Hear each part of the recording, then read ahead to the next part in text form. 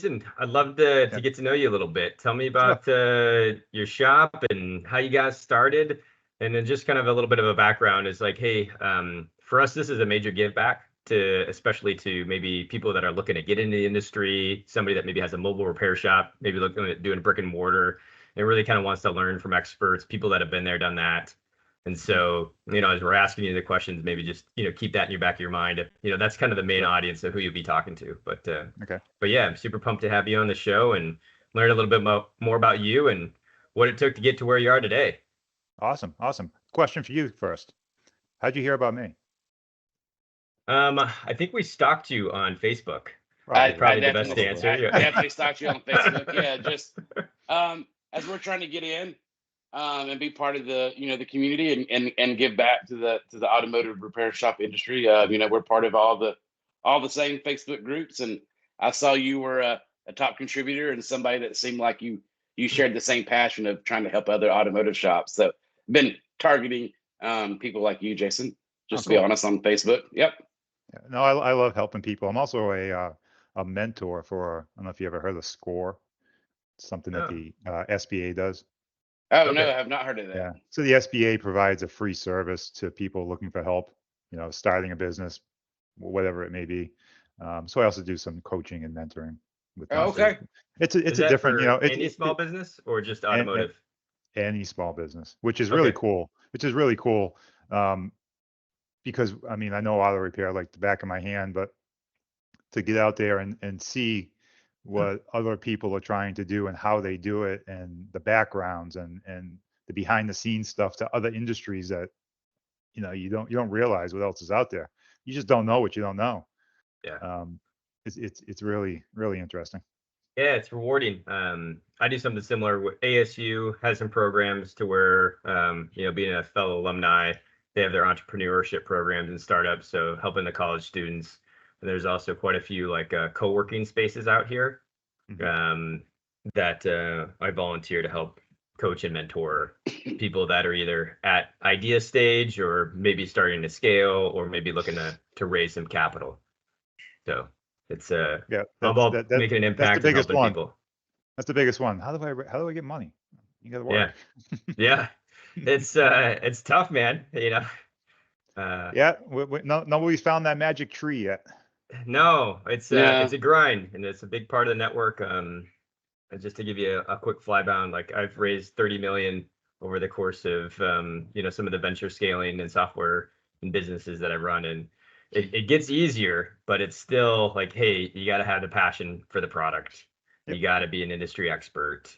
You got to have product market fit, and you got to have some traction for investors to want to give some money to you, unless they're just straight friends and family, and then then it's just all about you, right? I just believe in you, so I'm going to give you some capital. That can be dangerous. That can be dangerous. It can be. Yeah. And I think we all have a passion specifically for that, but with the automotive industry too. So that's why me and Mike decided to create the series For Owners by Owners. So it's a little bit more encompassing than For Owners by Owners, but definitely so proud and privileged to get somebody like you, Jason, who's so involved just in the community and the world itself, to get on here and talk a little bit about yourself and get a chance to showcase your business and what you do. So we're excited to have you, man. Thank you so much. You're welcome. Thank you for having me. Yeah. So tell us about Pro Automotive. How long you been in business? How many bays you had? Where you located? All those fun details. So I opened Pro Automotive in 2013, April of 2013, just a little over 11 years ago. We have 3 locations today. Congrats. Started out all on my own, by myself, working in the shop, selling service, answering phone, the whole thing. Yeah. Within about 2.5, 3 months in, I hired my first employee, and just kind of took off from there. I've grown so much in the past few years that a lot of that's hard to remember, but what I do remember is how hard it was. Yeah. We're going to push your memory limits here. When you went to hire that first employee, is that somebody that you had your sights on, somebody that was already connected within your network, or how'd you find that? Because I feel like that's got to be one of the hardest things to like get going. I know for me, my first business, I was blessed to like grab one of my best friends and say, hey, you're going to come work for me. And we're going to go make this work. But I know for a lot of people, hey, they got to go find somebody.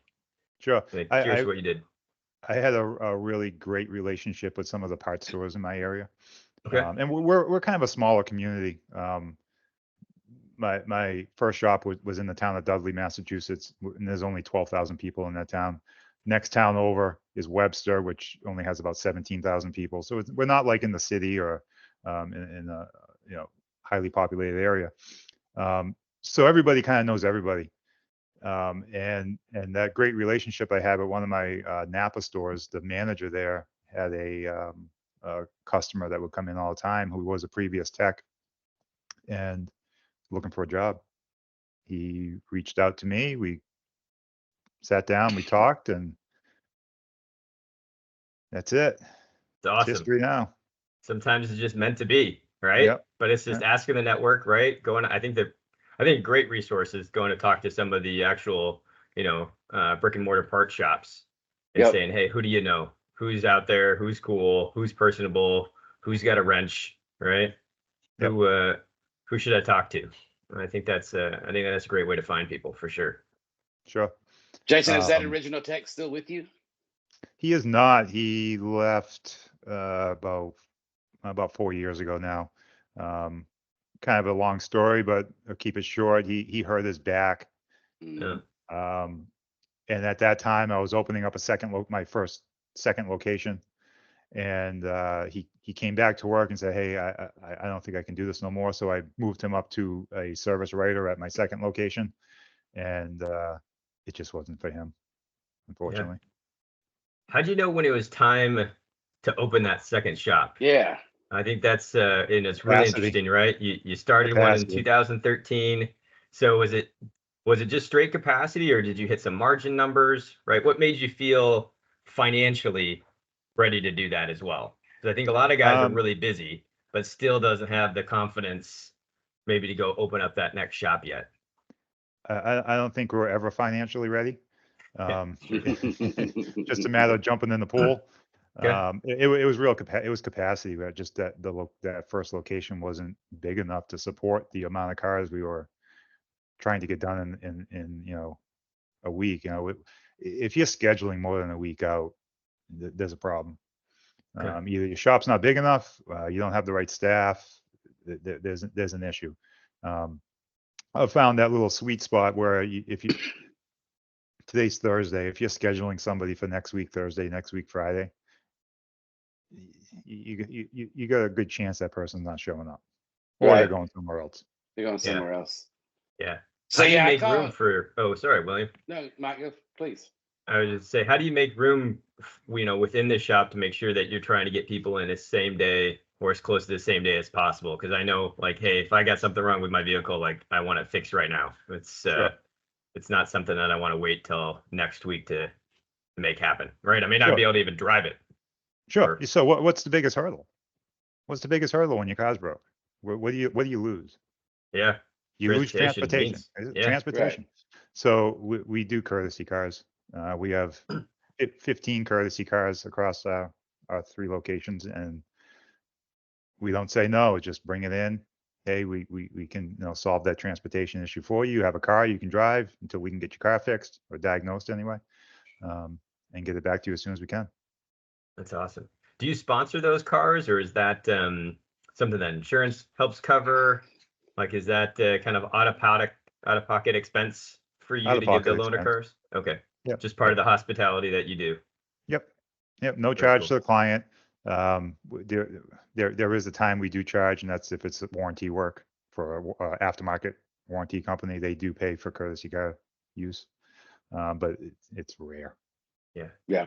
It's worth it if you look at it. You buy a $20,000 car. I always buy new. I tend to buy Volkswagen Jettas, Passats, or little Kia Rendezvous, something small like that. Nothing fancy. The $300 a month payment. I mean, if you can't justify that and increase sales, there's an issue. Got it. Oh, that's That's some wisdom there. Appreciate it. Yeah, absolutely. I was just going to say, Jason, I've been calling on automotive shops for a number of different reasons for 20 years, and often walk into them and they talk about how busy they are, and they're so busy that they're booking 2 weeks out.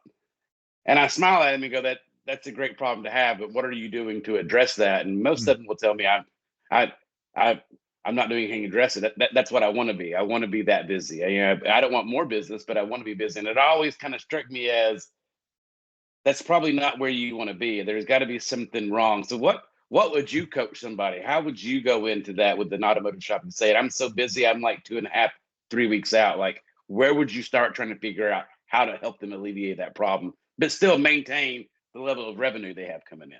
Yeah, well, are they really trying to alleviate that problem? I guess is that what they're happy with? Is that what they want? Does that make does that help them sleep at night knowing that they don't they always have a schedule to worry about? But I think if you also sit back and educate them on are they tracking their appointments and how many show up and how many they're converting? How many are not showing up? If they got 10 appointments on the schedule for a day for today, but all them 10 appointments were scheduled 2 weeks ago and only 5 showed up, and then maybe you did 10 appointments that day, but those other 5 were walk-ins. Does that really make sense? I guess Right. if you're happy with that, great, but you have such a higher potential to either expand that location, put in more bays, addition, whatever you got to do. Just get the cars in. We talked a little bit about the courtesy calls and kind of the hospitality you guys provide. What else would you say is unique about your shops that you have in your area versus your competitors? We're very transparent. We're transparency is huge. We do digital inspections. Our communication skills with clients is top notch. I think that's what a lot of shops really lack is communication.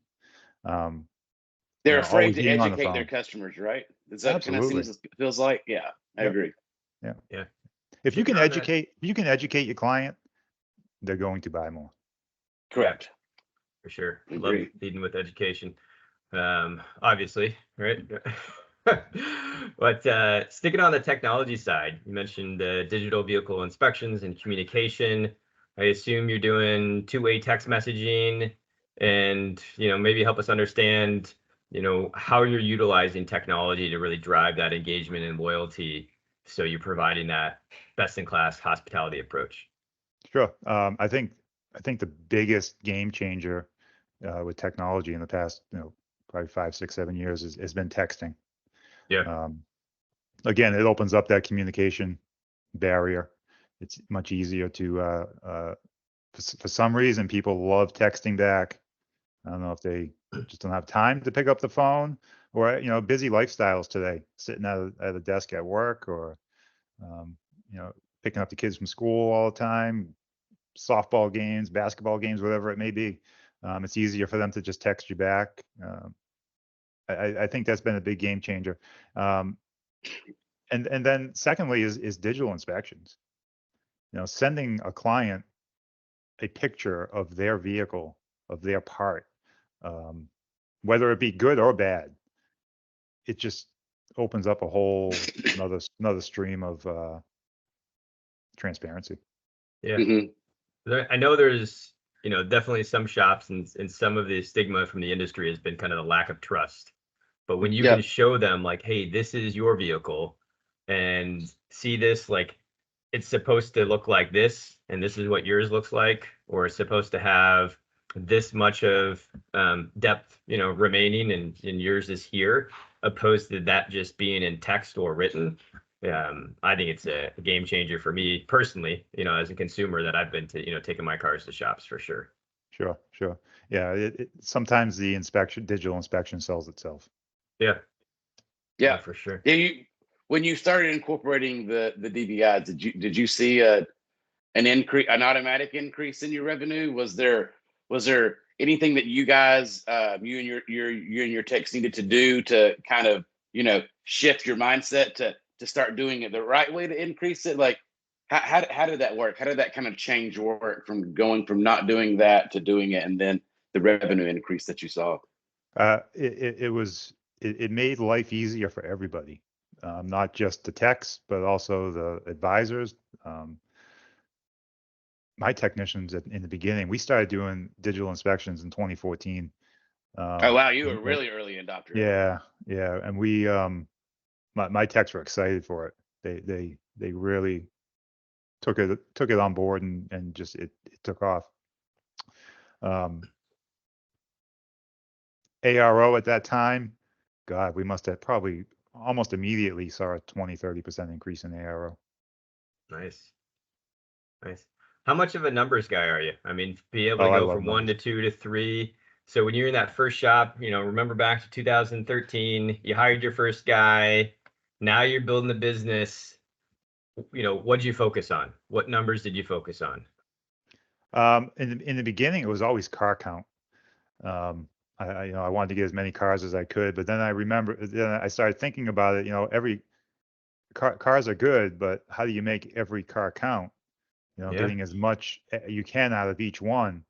And that's when we started really getting busier and busier and busier, because we weren't just getting cars in and out of the door really quick. We were following, I don't know if you guys have ever heard of the 300% rule. 100% of the cars that come in the door get an inspection. They get a 100% inspection, and 100% of those findings are told to the client, whether you like it or not. And that increased our workload to the point where we still had all those cars coming in the door, but we couldn't get them out quick enough because we were selling more work on them. And that's really what drove me into going with the second location. Love that. I love that 300% rule. We might have to take that, William. We're gonna use that for you, Jason. We'll give you credit. We'll give you credit. Well, I can't take the credit for that one. I had a coach back. I still talk to him today. His name's Ron Hogan. And he taught me that a long time ago, and it just stuck in my head. All right, awesome. We're gonna have to get Ron on here too. See what other nuggets he can share. But I think that's a great one for anybody looking to start their shop. Now, kind of just digging into those KPIs and those car counts. Did you look for a specific profit margin per car? So then, like when you look at cars, you're like, okay, are you trying to hit an average number? I mean, obviously every service is going to be different, but is there like an average revenue, kind of gross profit number that you're looking for each car that comes through on average by the end of the day or week? Yeah, we look at gross profit dollars per hour sold. And we try to stay in the $135 per hour in GP sold. Okay. That's our target anyway, and we tend to exceed that pretty much every week. This probably the second number we look at is hours per RO and total hours sold per week. Okay. We know the capacity for each shop. All three of my shops have different number of bays, so each bay can produce X amount of dollars based on the tech that's in it. And certain number of hours sold for each bay based on the tech that's in it. So we know the capacity for each shop based on the staff, and that's what we target. That's awesome. And if we start exceeding that, and if we know that there's potential for more, well, then we know either we need to increase training to our staff, expand the location, or find another one. Yeah, no, I love it. I'm a data nerd and numbers guy, so that really resonates with me. Do you feel like, based upon kind of any shop, if you have X number of bays and X number of technicians, can you basically just say, hey, this is the profitability that you should achieve with this shop? Sure. Yeah. Can you share that formula a little bit? Maybe kind of, the high level view of what that looks like. I feel like a lot of people in this industry should be able to quickly do that on the back of their hand and really kind of almost lose some sleep at night if I'm not hitting those numbers, right? That's my baseline. I know as I was building a business, one of the things that was hard for me is like, hey, what is the baseline? What is my batting average? Am I looking to get to the all-star game here, or should I be put on the bench? Each bay on average should be able to generate at least $50,000 in sales. Use that as a baseline number. If you really want to get technical, depending on the tech that's in that bay, you can say, okay, this technician should be able to produce this many hours per day. You know, are we open 5 days a week or 6 days a week? We're a 5-day-a-week shop. I believe that, you know, weekends are for family. So we did the weekend thing for a little while. Not a big fan of it. Yeah. No, that's awesome. Thanks for sharing. I appreciate it. Yeah. If you could wave a magic wand and get anything you want, is there a piece of technology or an ideal or something that you could think of that you just wish somebody could make for your shops? And if so, what is it? And what do you think that would do for you? If I That's a could good wave a question. magic wand and do things differently,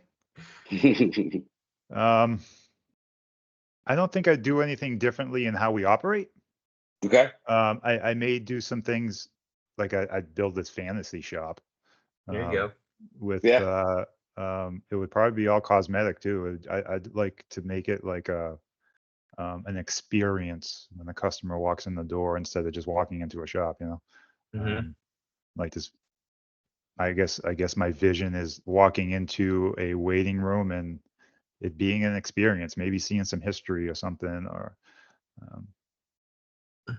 yeah, that's interesting. I don't know. I'd Yeah. have to think about Well, that one. I find it very, very interesting that you talked about if you could do anything that you would talk about making the customer experience better. And I think that's something all businesses should focus on. I definitely think it's something in the automotive industry that kind of gets for the I wouldn't say for everybody, for a large majority gets kind of forgotten about, right? We all have cars, we Mhm. have to get our cars fixed. So let's fix cars and let's fix cars well, and that gets you so far. But I believe that we're getting into a whole new generation of people that want that experience, right? And that experience is going to be just as much as important as doing good work and good service. So I know that you know most businesses rely on some kind of model of getting return customers back in the door, right? Return customers spend more money, they're easier to deal with. What are some of the things that you guys do to make sure that you get those customers coming back in a little more often? And do you have a formula? Do you have a number in mind every week of what your percentage should be between new customers and existing customers? Oh yeah. So a growing shop, you're gonna want to see like 25, 30% new customers, maybe 75, 70% existing, but a shop that's staying stable in the 80, 20% range, Yeah, um, which is fair. And again, depends on your car count. Well, yeah. every shop can be a little different, but that percentage, I'd say it's a fair game. And what are some of the things you guys do to make sure that you stay in line those numbers and get those returning customers back in? Other than the Mhm. really good work and the DVIs, what other kind of customer experience things do you guys do? Communication, following up with customers after the work is done, um, specials, promotions. Really, it just comes down to communicating and Yeah. reaching out, Yeah. And calling them you and doing a lot of that digitally? I'd say a good majority of it. I have found though in the past year or so that picking up the phone and actually calling a client that has maybe some deferred work or declined work, um, and getting them back in can be more effective than just sending them a text or an email I got you. for the same thing. Okay. Yeah. Maybe focusing a little bit more on the back of the house and your leadership and the culture that you're building within the shop and the multiple shops. Well, what are you doing to keep your people, right? That first guy, would probably still be with you here today, if he didn't have some health problems. How do you keep those people motivated and keep them connected to you so you can continue to grow your business? Because I think that's also some advice that a lot of people are trying to figure out, how they do it, because a lot of times people come in here as like, hey, I am the technician, so I want everybody to be the technician, and sometimes you got to take a step back and you got to be more of the leader and the mentor, and the culture builder of the business. Sure. So we're going from customer retention to employee retention. Yeah. Yeah. Well, first you got to create a team, and you got to have everybody on the same team. Offer them benefits, pay them well, give them what they deserve. One of the biggest real benefits that I've got from my techs is not having to work weekends. Um, I allow them to work. You know, we're open 8 to 5. They're required to be there from 8 to 5. But I got some guys that come in 6:30. Some that will stay till 6:37 at night just because they want to get the work done. But it's not a requirement. It's really just creating a team culture in the shop and having everybody on that same team and communicating well with them. Yeah. Do you do any kind of challenges out there? You know, whether it's for the service riders or for the technicians, you know, kind of any awards if they hit any certain numbers? We do. We have a Google spreadsheet that we fill out every week with a whole bunch of different KPIs on it. You know, average discovered services, ARO, closing ratio, so on and so forth. And they have a goal, and if that number hits the goal, it turns green. If it doesn't hit the goal, it turns red. If all of their KPIs are green for the week, then we get a big bonus. Give everybody a big bonus. Yeah. That's very cool. Hey, if we get some shop owners that message us and ask for that Excel spreadsheet, you willing to share it? Sure. Awesome. Good. All right, everybody, you hear that? You know, Jason is willing to share his, what are we on? Over 10 years of opening shops wisdom with what he does with his team every week. So that's pretty special. Thanks, Jason. Absolutely.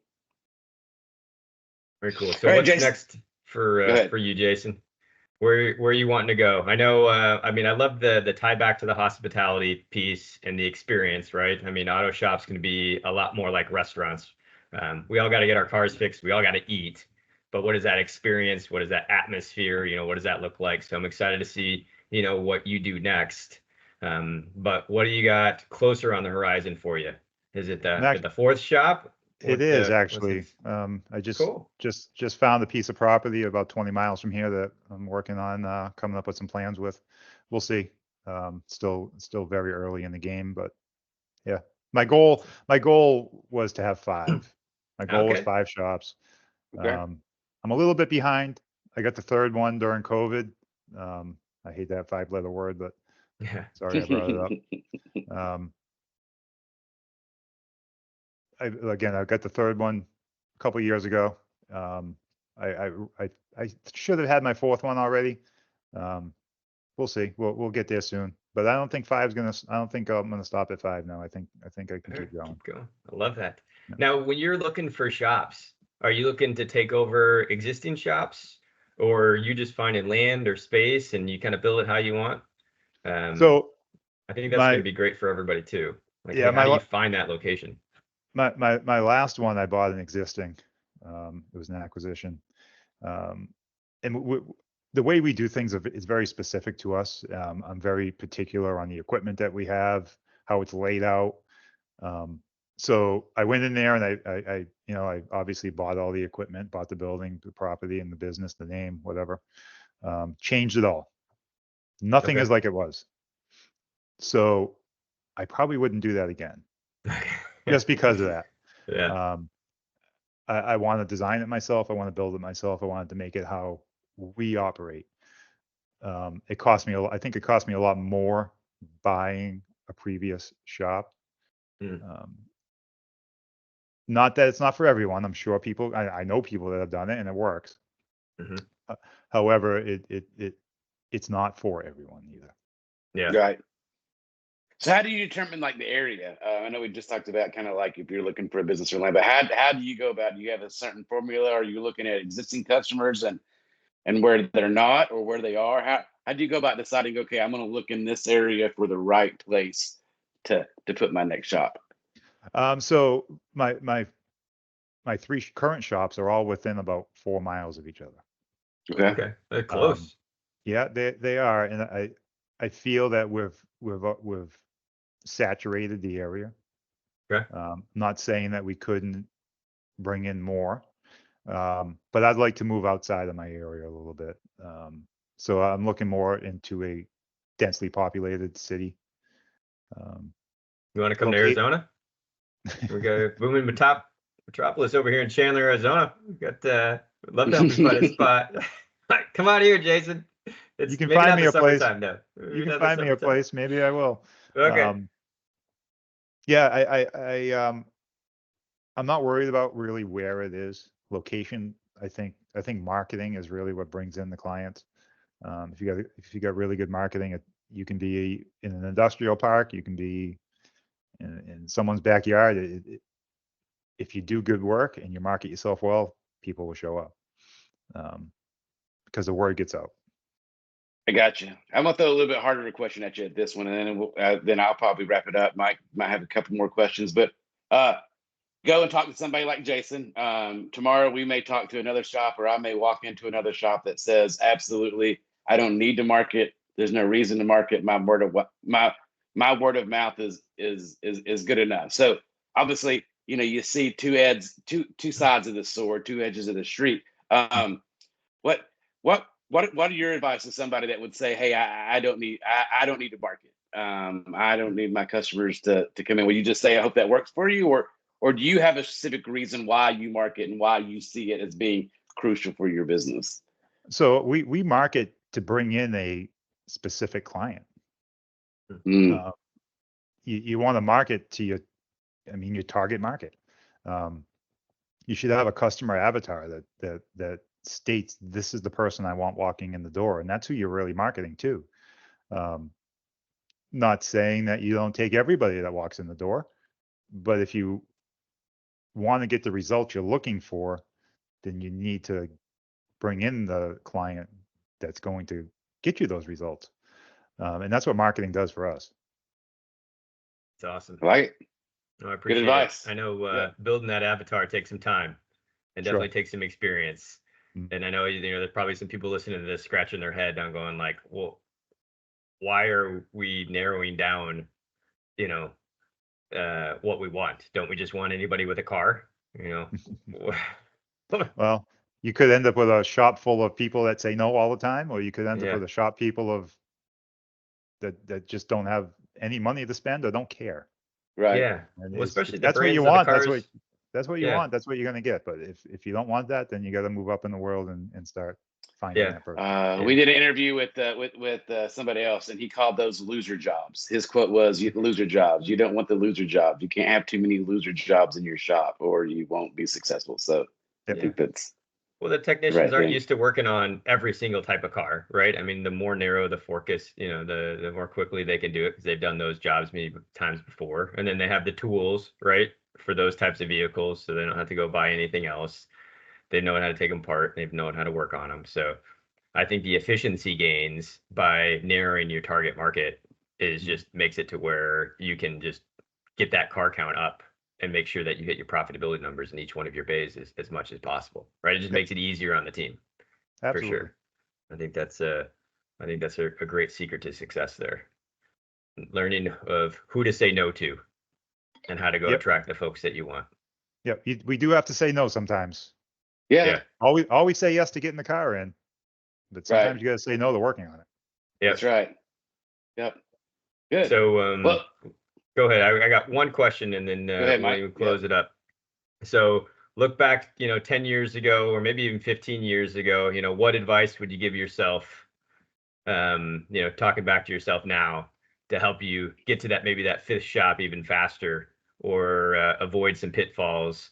As business owners, we all do them, it's just part of the business. Like, hey, we all fail at times, we learn from those failures and move on. But what advice would you give, Jason, as he was just getting started, to help you move a little bit faster and avoid some of those things? Just do it. Sometimes it's better to make a decision, even if it's the wrong decision, sooner than delaying it and thinking about it too long. I really wish I went into business a lot sooner than I did. Okay. I was a technician for 20 something years before I opened my first shop. Started doing this when I was 14 years old. I'd be in a much different position if I started a lot sooner. Awesome. Yeah, I love that Fair advice. enough. Go Just get do it. it. I like it. Go get it. Just do I it. like it. Well, this has been another exciting episode of For Owners by Owners. Our special guest, Jason Rousseau with Pro Automotive. We really appreciate your time today, man, and really look forward to maybe getting you on another episode down the road and talk about maybe the grand opening of the 4th and 5th shop. And hey, man, when you come out to Chandler, Arizona, come out to Knoxville, Tennessee, where I'm at, we'll help promote you. We'll give you some. Me and Mike will be your first customers. And those shops out there, man, we really appreciate it. From the entire team at Shop Controller, just thank you. We thank everybody for listening, and we hope everybody has a great week and very productive out there. Mike, thank you so much for all your good questions and insight. We really appreciate it. Yeah, appreciate it, William. Yeah, Jason, we're just so blessed to have you on the show. Thank you. Thank you for having me. Good time. Take care. Bye-bye. Thanks, everybody.